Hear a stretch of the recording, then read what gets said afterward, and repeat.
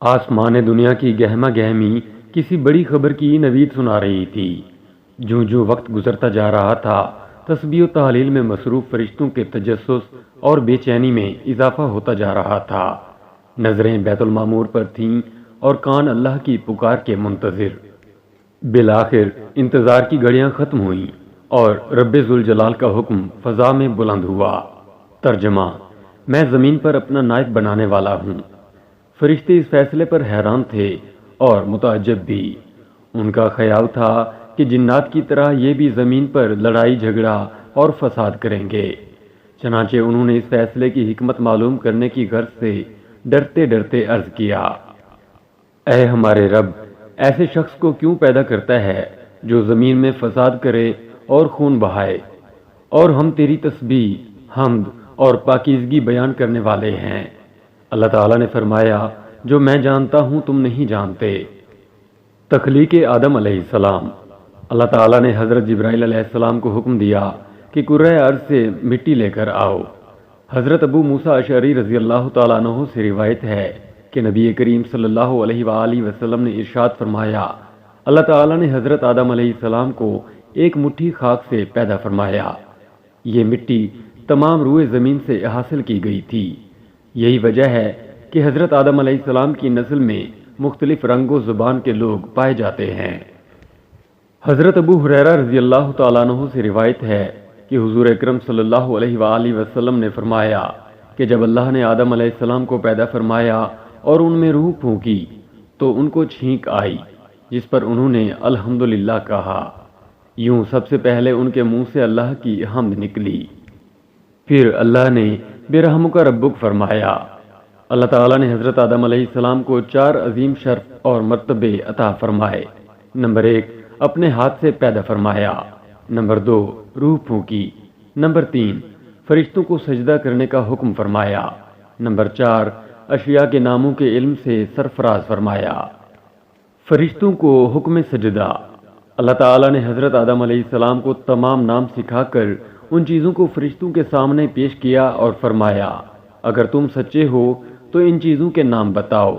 انہوں نے کہا: اے اللہ، تیری ذات پاک ہے، ہمیں علم نہیں سوائے اس کے جو تو نے ہم کو سکھایا ہے۔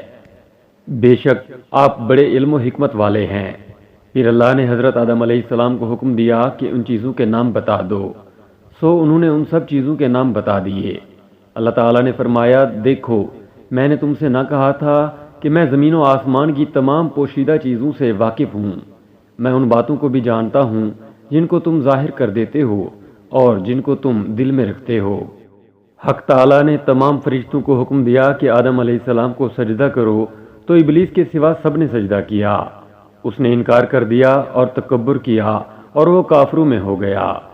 اللہ نے ابلیس سے پوچھا: جب میں نے تجھ کو حکم دیا تھا تو کس چیز نے تجھ کو سجدے سے باز رکھا؟ اس نے کہا: میں اس سے افضل ہوں، تو نے مجھے آگ سے پیدا کیا ہے اور اسے خاک سے۔ اللہ نے فرمایا: تو بہشت سے اتر جا، تجھے حق نہیں کہ تو یہاں رہ کر غرور کرے، پس نکل جا، بے شک تو ذلیلوں میں سے ہے۔ اس نے کہا: مجھے اس دن تک مہلت عطا فرمائیے جس دن قیامت آئے گی۔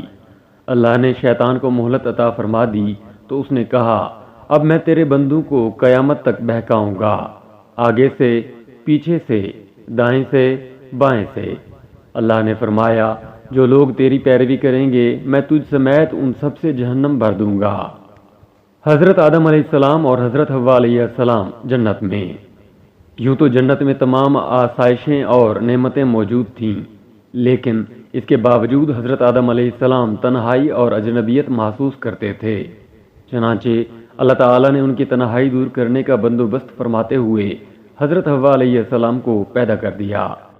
محمد بن اسحاق حضرت ابن عباس رضی اللہ تعالیٰ عنہ سے روایت کرتے ہیں کہ حضرت حوا علیہ السلام کو حضرت آدم علیہ السلام کی بائیں طرف کی چھوٹی پسلی سے پیدا کیا گیا جبکہ وہ سو رہے تھے۔ پھر اللہ نے حضرت آدم علیہ السلام کو حکم فرمایا کہ وہ اور ان کی بیوی جنت میں سکونت فرمائیں اور فرمایا: جہاں سے چاہو بلا روک ٹوک کھاؤ، لیکن اس درخت کے پاس نہ جانا ورنہ ظالموں میں سے ہو جاؤ گے۔ حضرت آدم علیہ السلام اور حضرت حوا علیہ السلام بڑے آرام و سکون سے جنت میں رہنے لگے۔ روایت میں ہے کہ حضرت آدم علیہ السلام 100 سال یا 60 سال جنت میں رہے۔ اس عرصے میں دونوں پر جنت کے کسی بھی حصے میں جانے پر پابندی نہ تھی سوائے شجر ممنوعہ کے۔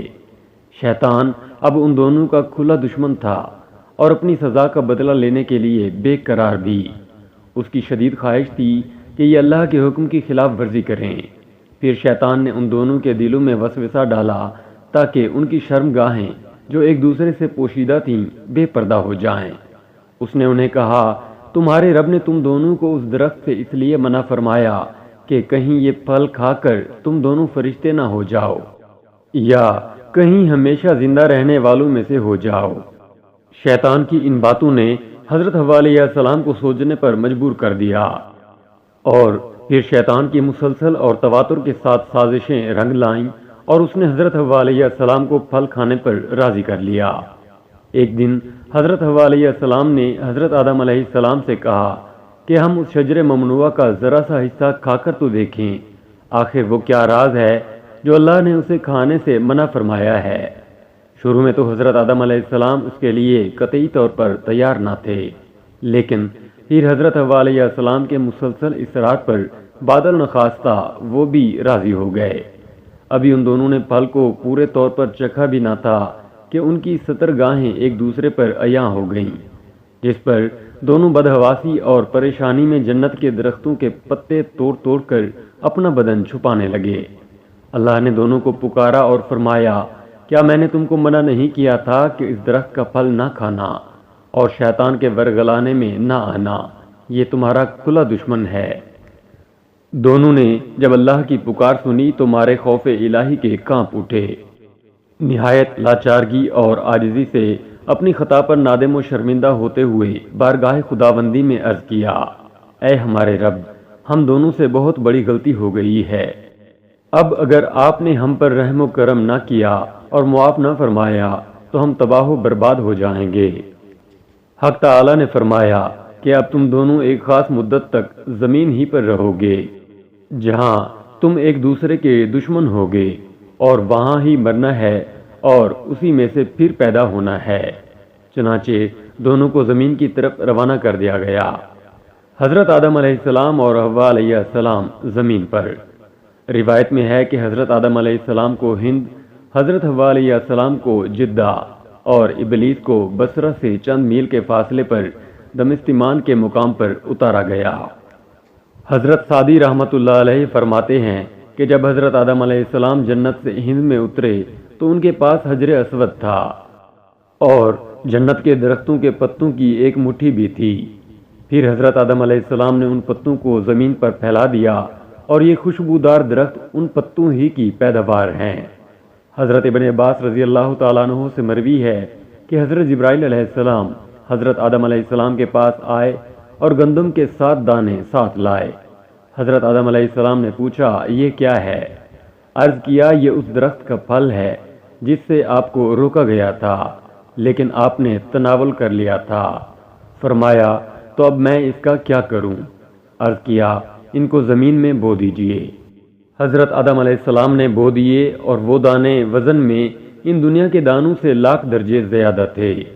وہ دانے اگے، حضرت آدم علیہ السلام نے فصل کاٹی، پھر دانوں کو بھوسی سے جدا کیا، پھر صفائی کی، اسے پیس کر آٹا گوندھا اور روٹی پکائی۔ اس طرح محنت و مشقت کے بعد اسے کھایا۔ توبہ کی قبولیت اور زمین پر ملاپ۔ حضرت آدم علیہ السلام زمین پر آنے کے بعد نہایت شرمسار اور افسردہ تھے۔ پھر حضرت حوا علیہ السلام سے علیحدگی نے بھی سخت پریشانی میں مبتلا کر دیا تھا۔ روایت میں ہے کہ آپ ایک طویل عرصے تک اللہ کے حضور گڑ گڑاتے، فریاد کرتے اور آنسو بہاتے رہے، یہاں تک کہ اللہ تعالیٰ کو ان کی اس گریہ وزاری پر رحم آ گیا، اور پھر ایک دن حضرت جبرائیل علیہ السلام نے حضرت آدم علیہ السلام کے پاس آ کر انہیں اللہ کی جانب سے معافی کی نوید سنائی۔ حضرت آدم علیہ السلام خوشی سے سرشار بارگاہ خداوندی میں سر بسجود ہو کر شکر بجا لائے۔ پھر حضرت جبرائیل علیہ السلام انہیں لے کر مکہ آئے، جہاں حضرت آدم علیہ السلام نے کعبہ شریف کی بنیاد رکھی اور حجر اسود کو کعبہ کی دیوار پر نصب فرمایا، پھر اس کے گرد طواف کیا۔ طواف سے فارغ ہو کر حضرت جبرائیل علیہ السلام انہیں جبل عرفات پر لے گئے، جہاں حضرت حوا علیہ السلام تشریف فرما تھیں، لیکن طویل عرصے کی جدائی اور حالات نے بہت سے جسمانی تغیرات پیدا کر دیے تھے، چنانچہ دونوں ایک دوسرے کو پہچان نہ پائے، جس پر حضرت جبرائیل علیہ السلام نے دونوں کا تعارف کروایا۔ حابیل و قابیل کا قصہ۔ حضرت آدم علیہ السلام اور حضرت حوا علیہ السلام کی ملاقات کے بعد اللہ نے انہیں اولاد کثیر سے نوازا۔ حضرت حوا علیہ السلام جب امید سے ہوتیں تو ایک لڑکا اور ایک لڑکی پیدا ہوتے، جب دوبارہ امید سے ہوتیں تو پھر ایک لڑکا اور لڑکی ہوتے۔ پہلے والے لڑکے کی شادی دوسری مرتبہ والی لڑکی سے اور دوسرے والے لڑکے کی پہلی والی لڑکی سے شادی کر دی جاتی، چنانچہ پہلی مرتبہ قابیل اور ان کی بہن اکلیمیہ پیدا ہوئی، دوسری مرتبہ حابیل اور ان کی بہن یہودا پیدا ہوئی۔ حضرت آدم علیہ السلام نے اکلیمیہ کی شادی حابیل سے اور یہودا کی شادی قابیل سے کرنا چاہی، مگر قابیل نے یہودا سے شادی سے انکار کر دیا۔ وہ اکلیمیہ سے شادی کرنا چاہتا تھا کیونکہ وہ یہودا سے زیادہ خوبصورت تھی۔ حضرت آدم علیہ السلام نے ہر چند سمجھایا لیکن وہ بضد رہا۔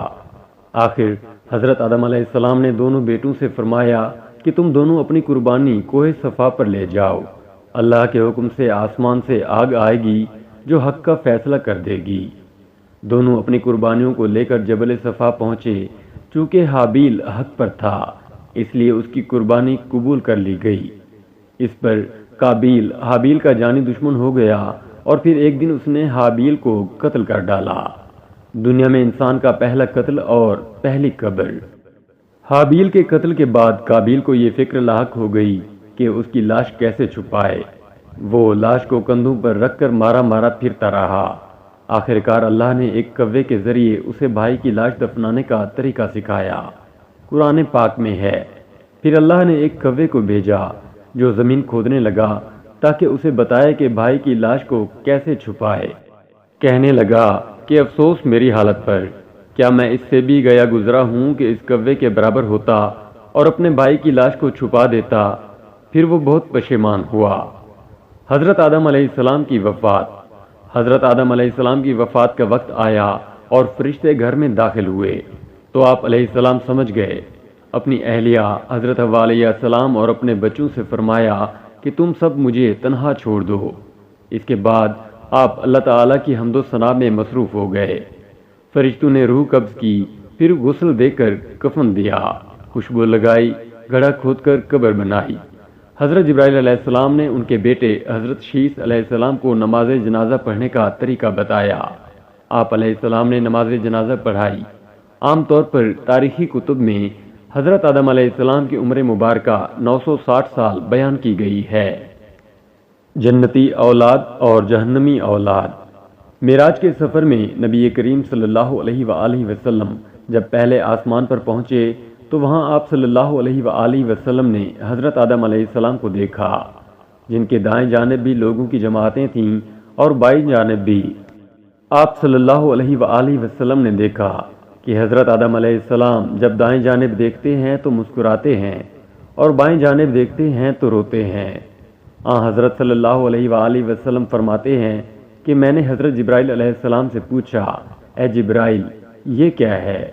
انہوں نے کہا یہ حضرت آدم علیہ السلام ہیں اور یہ ان کی اولاد کی روحیں ہیں۔ جب دائیں جانب دیکھتے ہیں جو جنتی ہیں تو مسکراتے ہیں اور جب بائیں جانب دیکھتے ہیں جو جہنمی ہیں تو روتے ہیں۔ اس میں محمد صلی اللہ علیہ وآلہ وسلم عرش معلی پر۔